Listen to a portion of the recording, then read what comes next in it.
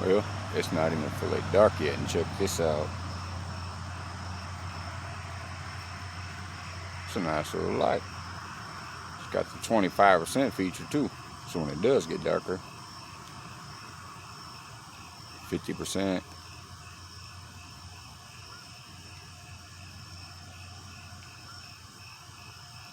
There's also modes to it, but it's basically just strobes. Ain't trying to do that. Gonna get somebody seizure. You can adjust it down yourself manually without using a percentage.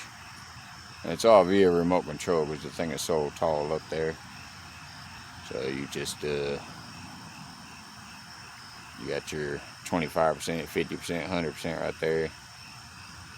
Got your bright plus and your bright minus. So if you wanted to manually slowly bring it down, you would just do that and hold that.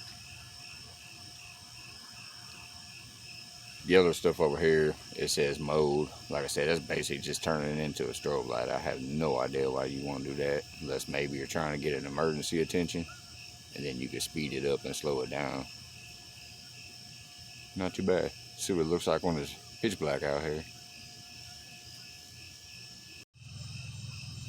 And the other little toy I got, if you guys remember from the unboxing, was this little generator here. It's got a USB to charge up phone. Always important. Then it came with these 3 lights that you can plug in. You can do 1, 2, or 3. You don't have to have them all plugged in. It's not, you know. I did that during the unboxing. I told how many hours each one gets. If you run all 3 of them though, from this solar generated generator here, solar power generator, there's a little plug-in right here. That's where I plugged in the solar generator at home. Left it out in the sun all day. Got this thing to fully charged. Brought it out here tonight. I won't need all that power. I'm just out here sampling the shit. Anyways, so each one of these lights is actually on a very long cord, so you can hang it high.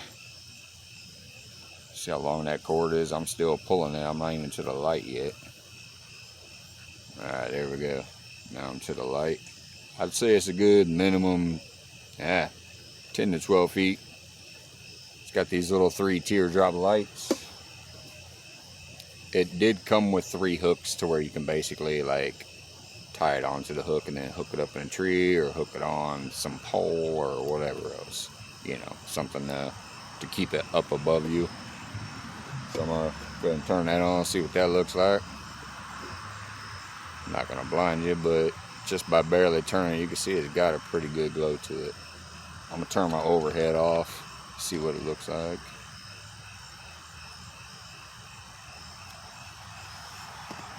So yeah, you got a couple of these bad boys hanging up above you. It's going to do the same job. Check that out. Of course, get it high enough away from you where the mosquitoes leave you alone, but that's only one light. You get all 3 of these on you at different directions, different angles from the tree, or out there near your pole somewhere, so you can already see them casting shadows and light over there. So look at the difference when I pull it away. And I'm probably about 7 feet, 8 feet away from my poles. As soon as I come in there, you can see that better. So if you got a couple of these bad boys out on the ground, just pointed towards your poles, you got action going on. You can see what you're doing. Meanwhile, you can be charging your phone too. This is only one light. Can't even imagine all 3. So this was actually a pretty good little tool. Look how dark that is now. One light. Bam. Poles are visible. Let's see what happens if I go tuck it in front of the poles. I'm not sure yet, and just point it like straight up.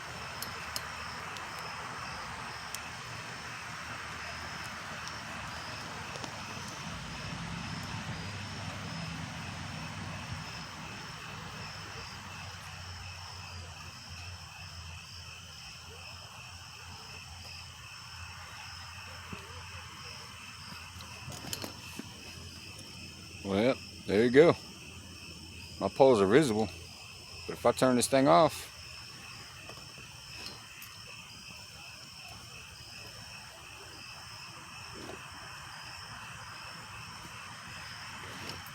Yeah, they're still a little visible, I guess. I got just the hint of the sunlight going down.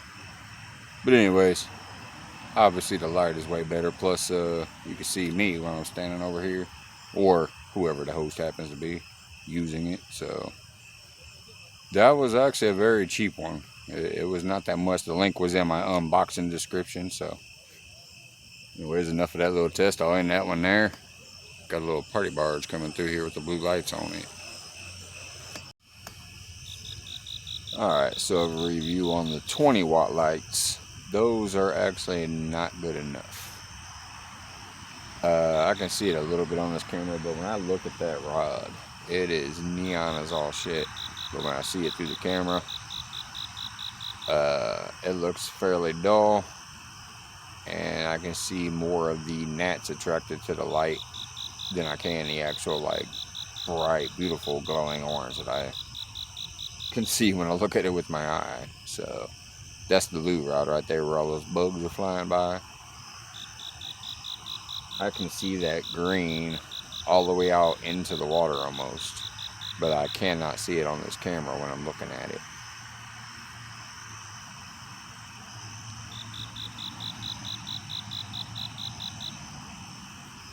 I mean, we could see the string right there a little bit, but when I look at it with my naked eye, I can actually see the bright green glowing all the way up the rod out into the water. I cannot see it on camera, so those lights are obviously not strong enough. Those 220 watts that I got, they're still good. At least I can see it. It's gonna help me.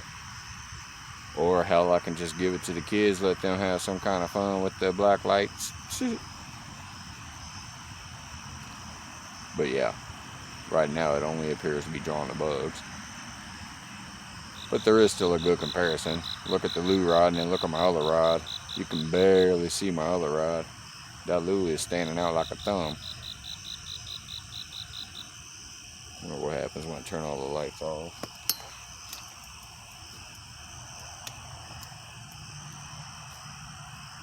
Let's see here.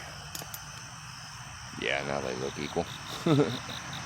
But the lure rod was glowing underneath that other rod.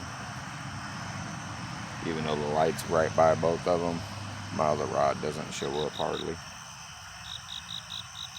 Even when I turn this complex on, you can see the black rod hanging up there, but just barely. That lure rod, you can see vividly. And it's still even better to the eye when I'm looking at it. Look at that, that's at 100%. Throw it on 100%, you can still barely, like you can't even see the rod tip. You just see there's a rod there. That's all you see. But once you start going up here, it disappears into the black water. There's Lou's rod all the way up through the black water. Good stuff. Anyways, I think that's it on those.